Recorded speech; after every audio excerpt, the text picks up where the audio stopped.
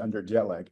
And I think I'm too. So just in case that I'm not able to speak the point, every point I want to make, I think I really rely on people asking me questions so that I can make up for things I really forget. So, so there is a slight change in the title of this talk.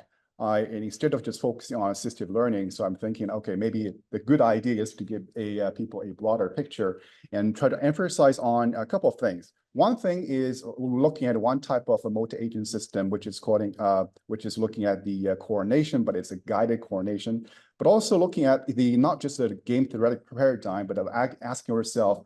I think actually the topic of this workshop is a dynamic games, multi-agent dynamic games. So I think it's very important for me to elaborate what is multi-agent. And also, what is dynamic and what is games and why they are important in this context, right?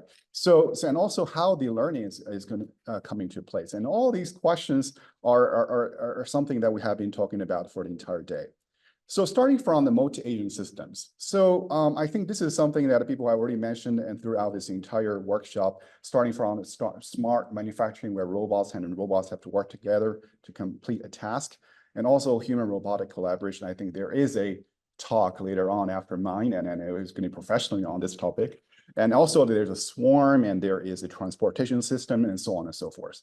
So what is important is that, well, all these agents has to work together. Well, it doesn't have to be work together, but sometimes there could be malicious agents actually can manipulate the team and also manipulate the other agents. But also, let's say, suppose here in this context, we are looking at how the agents actually can work together and their teaming process. Of course, I mean that there is a agent matching and how we can choose the agents to work together, and also the moment we pick these agents and how they can coordinate, and also at the very beginning in this morning, and there is a lot of emphasis on the communication. And the goal of the coordination is really try to hopefully A and B and work together, and 1 + 1 is greater than 2.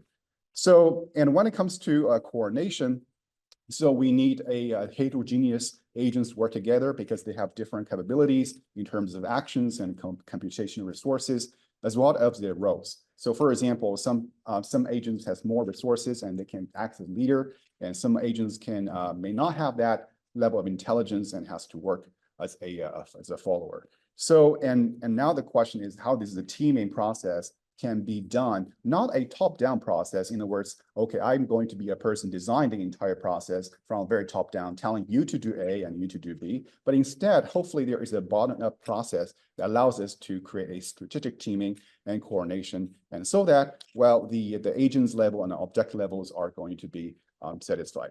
So, I mean, just giving people an example here. So what we are looking at here is a class of strategic coordination, what we call the guided coordination. In other words, so one type of agent, the superior agent, is going to guide a less sophisticated agent so that the heterogeneous capabilities can be leveraged to complete a task.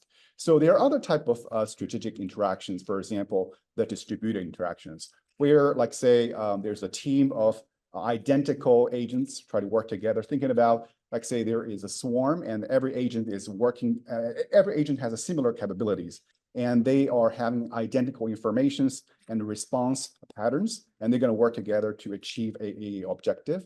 Or there could be also a system coordination where you can have a teams within teams and the system level interactions in order to achieve a bigger objective. Thinking about a lot of critical infrastructures are like that type. So now the question is, why we want to look at games, and especially game theoretical models or dynamic games? Well, the first way I think is that, well, think about the games models is actually a way, it's a description of what the situation, or it's a physics. Of course, we don't have physics here, but thinking about we want to have a physics-like description model for the strategic coordination. So then we have to do is to describe the agent's capabilities. For example, the capabilities of agents could be described through their utility functions, objectives, and reasoning process, and so on and so forth. For example, I mean, the reasoning process, their rationality, or sometimes boundary rationality, they can also be captured through the patterns of interaction. At the same time, the autonomous decision-making, it results in a equilibrium seeking. And I think there's an earlier conversation or earlier talk, which is talking about a generalized Nash equilibrium. And this equilibrium seeking process is going to be one type of autonomous decision process that we could prescribe the agents to do or describe the agents to do. And also the performance coordination mechanism, end of the day, we need a metric. And that metric could be measured through the equilibrium or non-equilibrium solutions. And that's possibly the reason why we are so much interested in the Nash equilibrium solutions. But sometimes, well, we may not be using Nash equilibrium because the equilibrium may not even exist, especially we're dealing with a non-stationary environment. So, and also later on, the good thing about having this type of description is like the reason why we want to have physics is that we want to change the physics. So, and the good thing that we have the game theoretic models or these game descriptions is that hopefully we can design the mechanisms and telling people how to play these games. And eventually different games is going to describe different types of interactions. And for example, a Nash games maybe is a good idea to describe distributed coordination, and a Stackelberg games maybe for guided coordination, and the games and of games possibly would be a good idea to describe a system of system level interaction. Just to give you an example, for example, like say suppose, I mean, I think this is probably a game theory 101. In a context, let's say, suppose on the left-hand side, we have two players, right? So one player is choosing up and down. The green player is choosing a right and left. So these agents are not really communicating. These agents are making decisions on their own. So in other words, in terms of the communication structure is that everybody is looking at their local information and making decisions on their own. So in other words, when you go to the information structure setting, so every agent is looking their own, having their own limited observations, and they're not communicating with each other. And this is the reason why we often land with the Prince dilemma, which results in inefficiency of the Nash equilibrium solutions. So this is when we have when there is a lack of communication, and when every agent is acting selfishly or according to their interest and best respond to the others in order to act in their own benefit. On the other end, we also can have the Stackelberg type of game. And this is a type of, we can have two viewpoints. One viewpoint is in terms of the looking at structure-wise, right? You want to look at, okay, there's a leader sitting somewhere, and leader is going to take an action first, and then the follower is going to look at what leader does, and then and respond to what leader is going to do. So this is a type of the leader-follower behavior. So you can view that as a leader has a higher reasoning capabilities, and he can actually anticipate what the follower is going to do, and so they can take their action first, and then the follower is going to follow accordingly. Also, we can also interpret this from an information viewpoint. So leader is going to provide information and plan the information, and the follower is going to observe the information. In other words, and this structure naturally is able to give out action as or signal actions as a information structure. So this is a different type of games eventually lead to different type of interactions. Now, when it comes to this workshop, theme of this workshop, we'll look at the dynamic games and for multi-agent systems. And one important aspect is what is the information structure that we are seeking. In other words, like who has the information, who observed what, and what's their interaction patterns. And based on that, you will actually going to pick the right description of the game in order to capture these type of interactions. And one of the example which I like was, I think this is a classical dynamic game problem, is what we call the lady in the lake.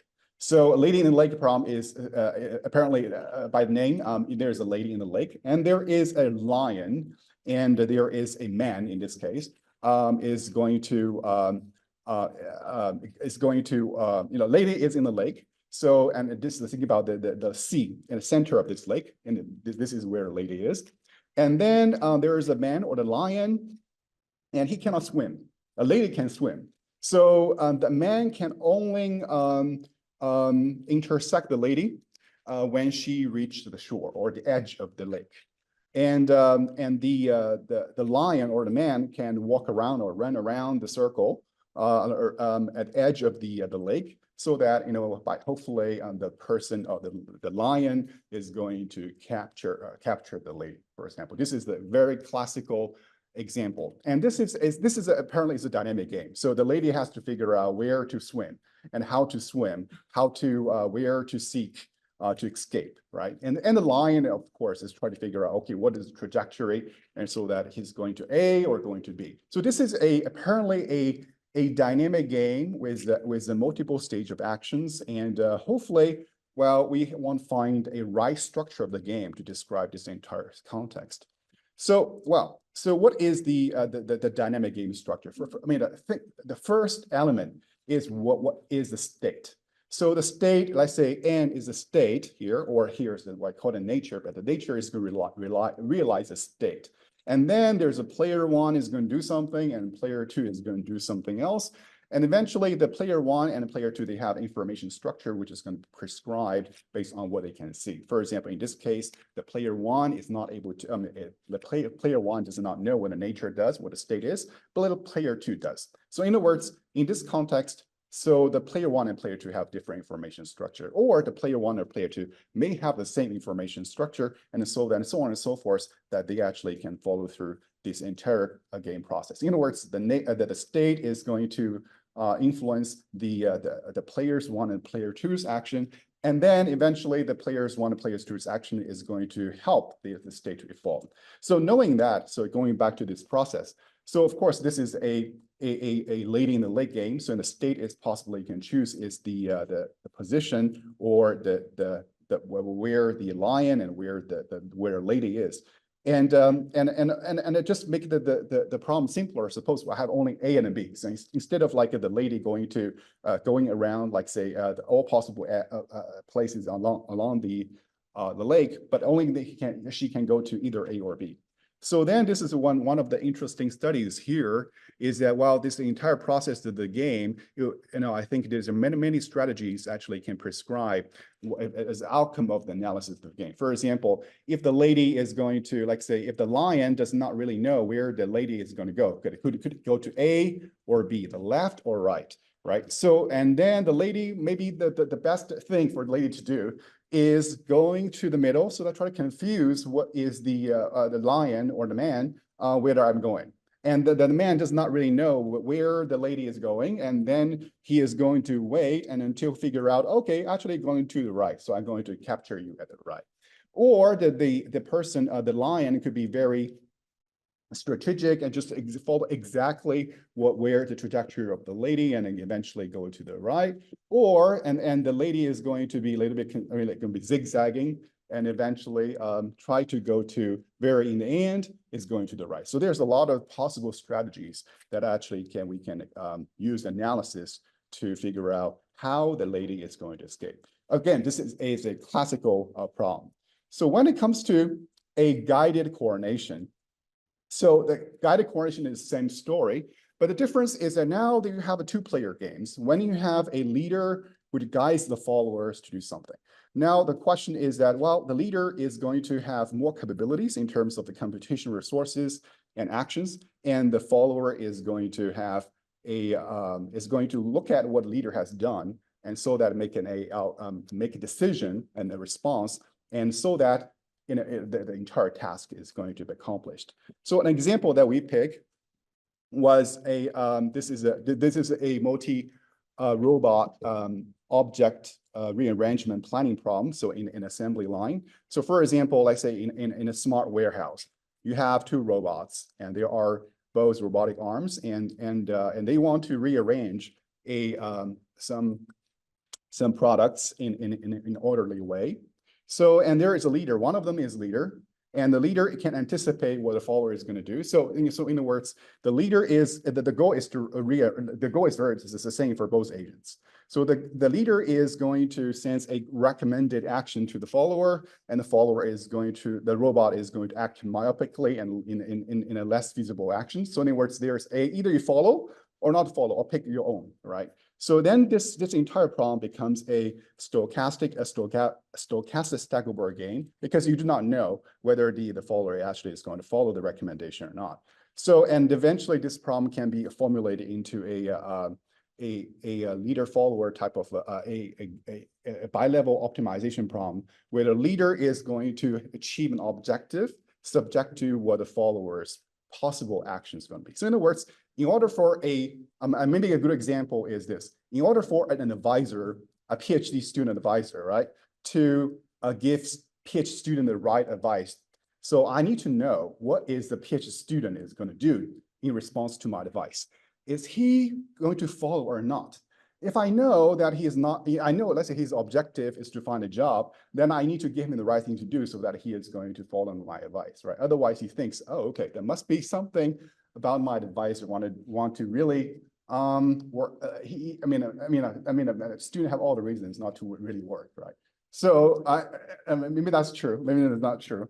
So thinking about then as an advisor, if I want to be strategic, then I have to know what is the goal of the student so that you can guide the student better, so that it can achieve the win-win situation together. So the same thing in this context. So suppose the leader wants the follower to achieve a goal. So, and then the leader has to reason what followers is going to do if I'm going to tell the follower to do something. So that signal that he is going to send to the follower. So this entire process can also be done through a receding horizon planning. In other words, while I may not be able to know what is the plan entire 5 years of what a PhD student is going to do. I cannot give all the advice ahead of time, right? So I have to adapt my advice over time so that I adjust what my advice is based on what a student's response is. So similar in this context too. So knowing like whether the robot actually, the follower robot is actually deviating away from my recommendation or not, or my anticipated action or not. So I'm going to do the planning in a receding horizon so that I can adjust to the online observation of the follower. So this is so far so good, and this is all based on a model-driven context, and where you can use online computation to create a resilient planning. So in other words, maybe the objective of the student, the objective of the robot changes over time, or there is a disruption happens at some certain point, so that you want to make the entire planning more resilient over time. So, and there are some experimental results which try to show that, okay, you can use the greedy mechanisms, you can use other type of mechanisms. Eventually, the guided mechanism, knowing what the followers' incentives are, eventually is going to help you to outperform other type of methods. So, knowing that this is a promising coordination process, well, of course, there's a lot of other challenges in the process. For example, well, I may not even know what the objective of my follower, and I do not, in this context, may not even know the dynamics of my follower, right? So now the question is, how can I deal with this incompleteness of information? Well, and this incomplete information, oftentimes in a theoretical model, we oftentimes have to deal with estimation. We oftentimes have to deal with a Bayesian process. We have to deal with games with the partial information, or in a lot of, in a more sophisticated way, you can also sometimes in the context you absolutely have no idea what is your unknown unknowns. You sometimes also have to conjecture what your follower is going to do, and then eventually lead to a consistent conjecture that actually consists with your observations.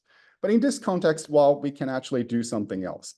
So what the second study that we do is looking at, suppose that we have this multi-robot trajectory guidance problem. So in other words, I want to, let's say, suppose I am a robot A, I'm a UAV, and I want to guide a UGV to reach a goal, so that the UGV is going to avoid the collision, for example. Then, of course, I may not know who is the UGV I'm working with. So what I need to know is that, well, maybe I need to really understand what is the dynamics of the UGV that I'm guiding, so that I actually can guide it better. So an example here is that this eventually can be also a model in a similar way as we have seen earlier. So you can think about the leader is going to make a planning from 0 to t-1, and its planning outcome is going to depend on what a leader's action is and what is the follower's action is, so that they are, if the utility or the cost is going to be determined by the actions of the follower and actions of the leader. The follower is going to respond looking at what is here, this problem. The follower is going to solve the following problem. The following is going to look at what his leader's action is, and so that he is going to figure out what is right thing to do. So, and this is of course so far so good. But the question is, when it comes to leader's problem, it is really hard for me to know whether, what exactly the problem that follower is actually solving. So instead, what I really need to know in an equivalent way is I just want to know how leaders actually respond to me. So instead, try to figure out, okay, this is the optimization problem that my follower is solving. Why don't we just use a dynamic process to try to describe how the leader, the follower is actually responding to me, right? So instead, because I do not have to know what is my student's intention is. I just have to know what he does, what his moving process is.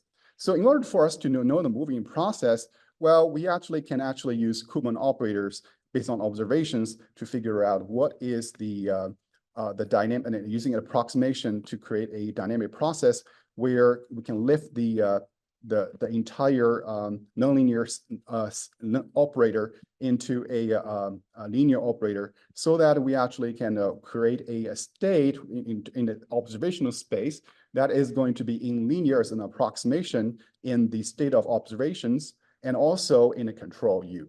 So this linear approximation enabled by Kuhlmann operator allowed us to actually try to learn what the dynamical system of the follower is. So knowing that, we actually can create a better guidance for the follower to go from the source to destination, and at the same time avoiding the obstacles. And you can always create a baseline framework, which is totally based on the optimal control approach, which is based on the model that you have already known ahead of time. And this is the baseline. And you can see that the approach with the Kuhlmann operator actually can helpfully, can successfully guide the follower out of this maze, or guide the follower to achieve the objective or the destination. But other approaches, like thinking about just a neural network approach or our dynamic mode decomposition type approach, may not be sufficient when you just learn the dynamics, but not able to guide the performance when there's obstacles sitting here. So this is a one learning approach, which we are talking about the Kuhlmann operator try to describe the physics of the follower or dynamics of the follower. But there's also a lot of cases where the learning becomes more complicated, because when it comes to human, so we don't have physics. So in other words, whether the human is following a Newton's law or physical law, it's really hard to conceive. So instead, while we also need to find other ways, hopefully we can learn, so that when it comes to interactions between a machine and a human, well, we also need to create a model that allows to capture humans' limited cognitive capacity. For example, the human can make mistakes, human may not be rational, and human may not have the physics model as we can describe as what we have seen earlier. So, and this is an example that we try to use. So, and a good example to illustrate this is the assisted driving. So, for example, like say, suppose we have a assisted driving system, and the goal is to guide different type of users, different type of drivers. But unfortunately, I do not know what type of drivers I'm dealing with. The drivers could be very aggressive. The drivers could be very cautious. There are different types of driver I'm dealing with. So, and the way for us to learn what to serve the driver better is to create a meta-learning process. So the meta-learning process starts with, okay, let's say suppose I do not know the specific driver that I'm dealing with. So, but I can have a nominal behaviors of a set of drivers, which I can find from a data set. So let's do a training based on a set of behaviors, which I know.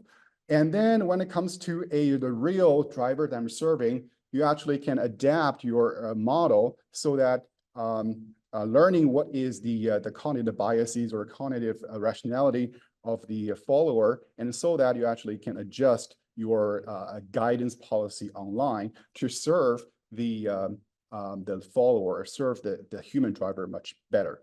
So, and the goal is to create I think this is a set of experimental setting. So where you actually can, hopefully there are obstacles in highway, and so that you can actually guide the driver from the very different initial conditions, so that can avoid the collision. Sometimes the driver itself actually can be very cautious and guide himself out of the collision, but sometimes the driver may be drunk, and you really actually need to help the driver to get out of the dangerous situation. And here is I think this is something that aligned with a lot of the things that we have said. For example, there's a KL regularization, and which actually is one type of a quantum response, which try to capture drivers' decisions, which is with bound rationality. So in other words, you actually can use a quantum response or a KL regularized response instead of a linear programming type of solutions, and to actually quantify the outcome of the human's response to the leaders, to the assistant drivers signals. So, and also we need also create a meta learning process so that allow the vehicle to generate different strategies to assist different type of human drivers with the different characteristics. So, and I think possibly a good example would be the following. So I think this is some results here. So I think, I mean, I'm not going to go into details of it, but if you look at much carefully, you know, driver 1 and driver 4 are very different. Driver 1, apparently when it's obstacle here, the black dot is the obstacle. So it's actually is going to be, I mean, it's not going to change its lane, even though it's very close to when you see a black dot.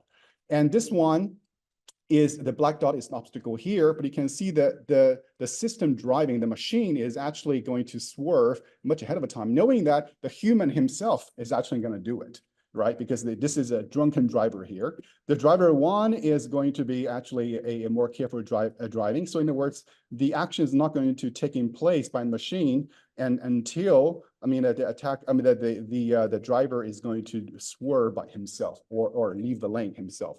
So actually you can see that at a different drivers, and you actually have a different type of responses. So this is what interestingly can be done by not knowing what exactly the human model is, and just like the physics, but instead you actually can learn and adapt the policy online. So, and what we can show here is that this entire process is robust to drivers' bounded rationality and disturbances. In other words, there might be cases in which, well, you can give a driver a recommendation and the driver may not accept it, may not even use it. Now you actually can see that, well, this is actually knowing what is bounded rationality of what is the driver is, you actually can show that your recommendation is always going to be better choice for driver. So eventually going to guarantee more successful assistant driving. So this is my conclusion. The conclusion is very simple. I think, I said a lot of things today, and I think the starting point is that we start with the multi-agent systems, and then we talk about, okay, there is a need for teaming and coordination. But of course, apart from just a teaming and a coordination, there's other type of problems. For example, there's adversarial interactions, like it's thinking about a zero-sum game where you're encountering an opponent, somebody try to win, somebody try to outsmart you, just like the lady in the lake problem. And as a part of the teaming and coordination process, we have a guided coordination, and then we have a Stackelberg dynamic games as a way to capture this guided coordination. And then we have introduced 3 type of examples. One is the assembly line example. The other one is the guided collision avoidance trajectory planning. The other one is assistant driving. But along the way, we recognize that, well, there is a need for learning-based solutions where we need to augment the Stackelberg games with the Koopman learning, deep learning, and meta learning, and also even a moving horizon type of computation in order to make the solution more adaptable and also adapt to unknowns. So knowing that, so the goal is really very simple in terms of this workshop. Well, why games? Why games and for dynamic? Why dynamic games and for multi-agent system? First is a framework. Second, it offers formalism and formalism for design and formalism for analysis and prediction. And at the same time, it also offers the robustness and flexibility through learning process. So this is the goal. And hopefully this workshop is going to fulfill this objective and helping people to understand the importance of dynamic games and its role in multi-agent systems. And that's it. Thank you.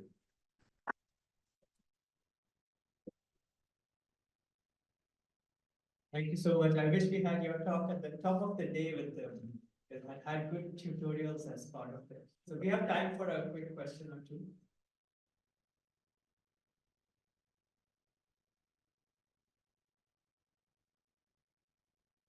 Yes. Thank you for the great talk. My question is, so you are trying to like infer other agent dynamics, and then you choose Koopman operator to like linearize the basic dimension and linearize the operation. So my question is, again, my question is, why don't you just do some general, for example, system identification, but choose Koopman operator? So why not use other? Yeah, why I think the good thing about Koopman is that, suppose this is again, it's an offline process. Think about, like, say you have a lot of data offline, right? You actually can make use of the offline data to actually figure out what is the linearized model is. And based on linearized model, you actually can figure out what is the right way. I mean, what is the response that you would anticipate? So I think there are possibly other ways to do it as well. For example, if you do it just purely by neural networks, then you lose the dynamical system structure, right? You know, it's purely input-output. It's like black box. There is no physics that could be easily captured through that. But using Koopman allows you to capture, it's in the midpoint between something that has a physical meaning, which is because it's arises from a dynamical system, right? But also at the same time, also can assimilate data. So this is useful for that purpose. Now, this is useful also because of the application that we choose, right? Because it is we're dealing with the UAVs and UGVs. You have it's a mechanical system where we have a good description of the physics.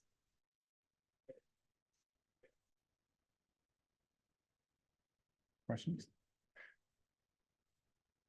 I feel like I might have forgotten a lot of things to say, and because of the jet lag, but I would hope that there could be a lot of more questions that we could and there's a lot of hidden information I was not able to say in short time.